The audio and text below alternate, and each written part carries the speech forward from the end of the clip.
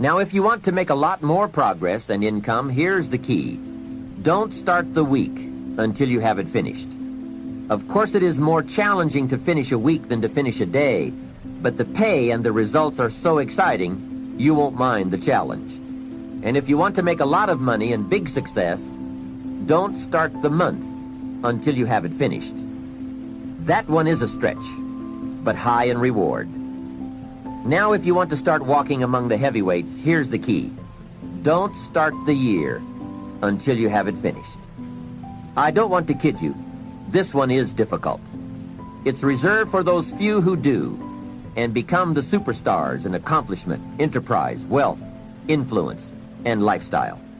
It's a high road of sophisticated disciplines, but I'm positive you will like the view and the taste and the company. A game plan is merely a spreadsheet for your activities. It can be a game plan for a day, a week, a month, a year, several months, or several years.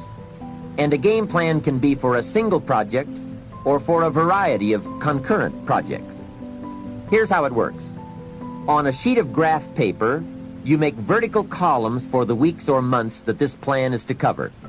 Then, on the left side of the paper, you make a heading called Activities. Under this heading, you list all of the activities to be performed within that time frame. Let's say that part of your business requires providing ongoing training programs for your employees. Under the column marked Activities, you merely list the various training programs you wish to conduct for the next 12 months. Then under the vertical columns for each month, you block off particular periods of time for these training classes. Game plans can be used to help you plan almost any aspect of your business or enterprise. They can also be used to help you organize all areas of your life, from investment plans to reading plans. Game plans are particularly useful when it comes to scheduling family time, vacations, special weekends and trips, and so forth. Everyone who is important to you wants to see where he or she is on your game plan, especially if your business often requires you to spend a lot of time away from home. And remember, there's nothing like a visual plan. It's so much more effective to be able to show members of your family where they are on your game plan, as opposed to merely telling them in conversation. Now, a game plan can be as detailed as you wish, and please be forewarned now that you are probably going to tear up several before you get what you want. This is something you have to work with. Every game plan must be tailored to fit a particular need. The chart you use for your personal plans may not necessarily be suitable as a chart for your business plans. Success is a doing. You've got to actually do it. Activity is high priority in the life process to try to get maximum benefit out of what we have available. Activity. Now, here's an important question. What is your philosophy about activity? What about hard work? What about long hours? What about full days? If you're doing something, how hard should you go at it? How much time should you put in? Everybody has to develop their philosophy about activity. Just by way of review, let me quote you. Old Testament says, 6 days activity, 1 day rest. That's called philosophy of ratio of activity. What is a good ratio of rest and activity? Old Testament says 6 days of one, 1 day of the other. We've all got to have a philosophy about activity, because your philosophy of activity will affect the rest of your life. Not to think so is naive. You have to have faith in yourself and your ability to figure out what works and what doesn't, what's right and what's wrong.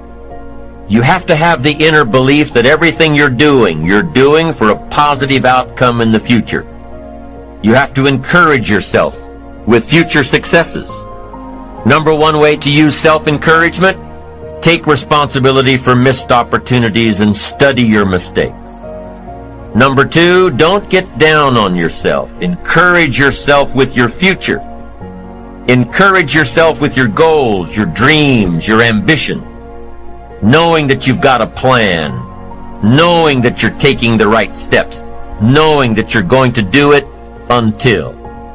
When you miss an opportunity, are unprepared for an opportunity, or suffer a setback while realizing your goals, when you miss out, you need to encourage yourself by immediately getting back into line. There's an old cowboy saying, fall off a horse 7 times, and you're a real cowboy. If you fall off a horse, get right back on. If you fall off track, get right back on. If you fall away from your disciplines, get right back to them. If you fall out of habit, get back into the habit. If you fall off, get back on. If you fall off the horse of habits or disciplines or progress.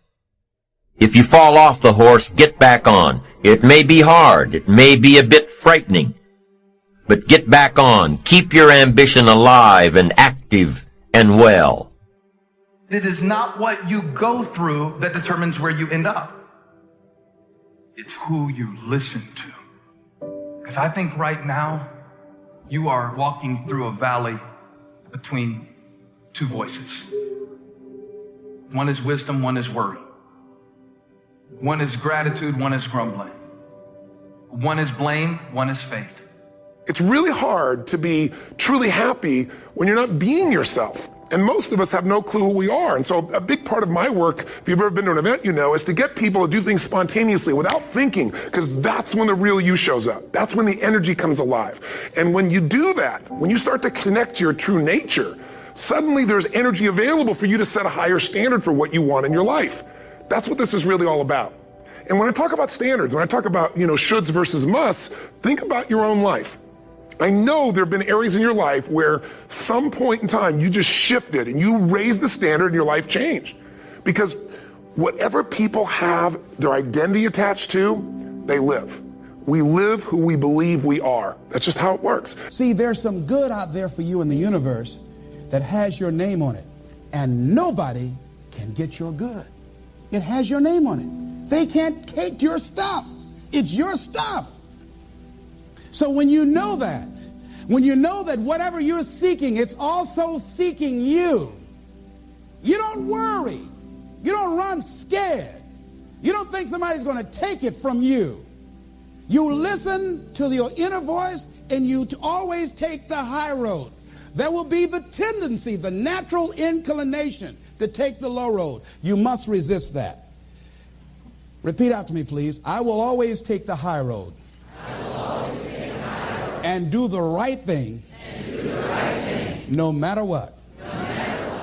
For people that don't know, if you can just tell us from 07 to 14, like your evolution. I mean, we were just talking in our war room over here, and you were talking about how YouTube was initially, a business tool, and you were doing things that now, internet marketers do today, like 6 years ago. Yeah. I remember you saying that, you're up in the loft at your gym, 100-degree weather, you're like actually coding websites before there were Squarespaces and all that stuff. You were, doing SEO when no one was using that acronym, and like, you're really old school when it comes to that. What was your journey to get where you were in 2014? Well, real quickly, I moved down to Florida as a personal trainer. I worked at a gym, but I wanted my own business. I knew that right away, and I wanted a family, and the two kind of like, they challenge each other. Yin and yang.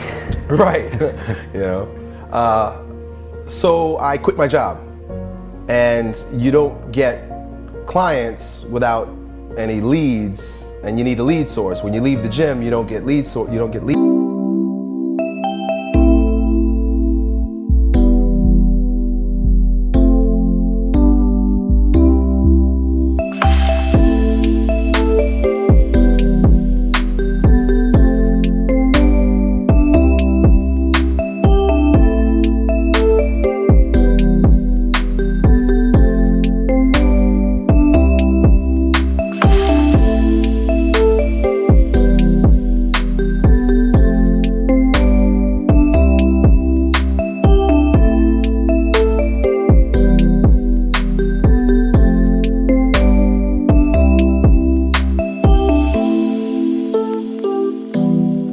Anymore. That's your lead source.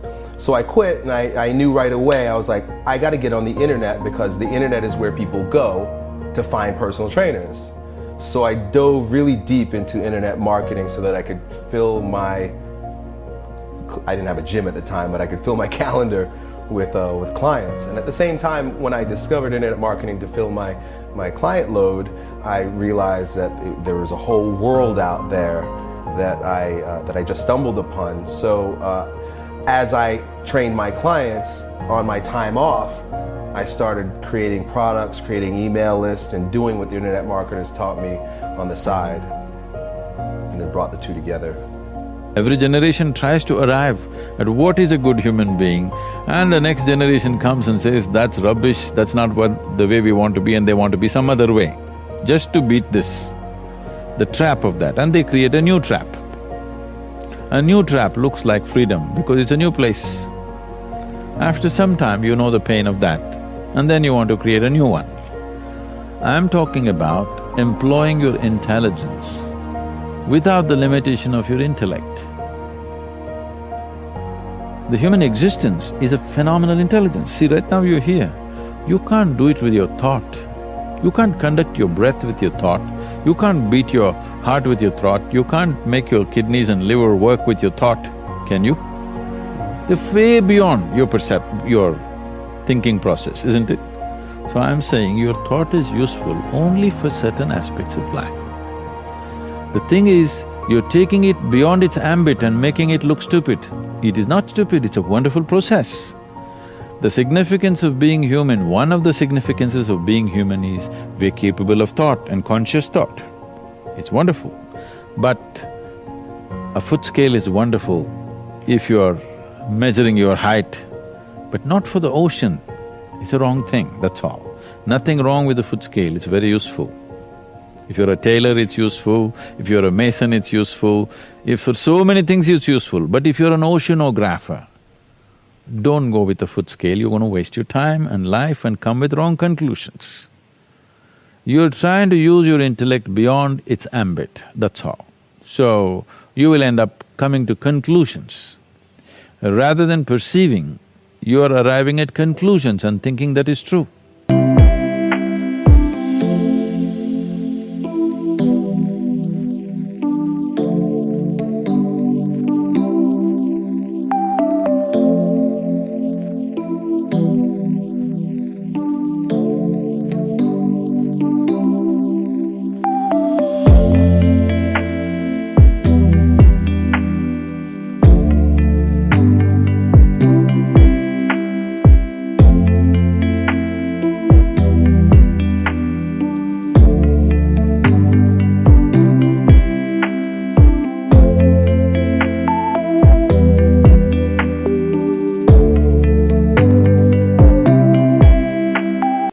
Whatever conclusions you make have nothing to do with reality.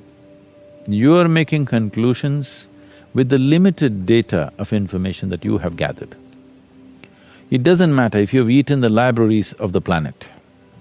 Still, what you have with you compared to what the existence is, what the creation is, it is just a minuscule of knowledge. With this knowledge, you don't try to make a conclusion. It's bound to be wrong. Maybe you earned a PhD in a university, but you cannot know truth like that. You cannot know the nature of existence like that. So the best way is to open a window and simply look. You see at least one dimension of life, the way it is, not the way you think it is. Because the way you think is essentially dependent upon the limited data that you have gathered in your brain.